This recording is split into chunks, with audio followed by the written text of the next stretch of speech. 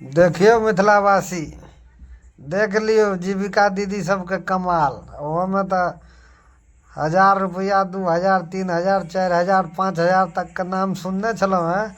आई साक्षात प्रमाणों मिल गया। बुझलिए ना। बाकी देखियो दीदी की कह रहे, सुन लियो इनको गप। आ तैके बाद अहाँ सब कहब की कहबाक छै। तैके बाद हेतै प्लान।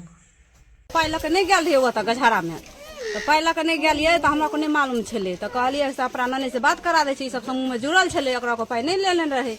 तो कहलकै से तनी बात कऽ ले। हमरा जोर से हम नहीं बात करै छी ककरो से ओते अथी से। नहीं पाइ तो नहीं करो, नहीं करे, नहीं है पाइ तो नहीं लियो, नहीं कराओ, नहीं तो कागज थप पड़ जात आ पाइ देबे तो भ जात काम। आब कहू ए दीदी सबके की कयल जेतै। ए दीदी सब पर तऽ किछु टिप्पणी हेबाक चाही ने यौ। ई सब अतेक बुधियार छै, सरकार के पाइ लऽ कऽ लोक के दै छै आ ओहिमे 2000 टका घूस लै छै। सुंदर काम करे छै ई सब।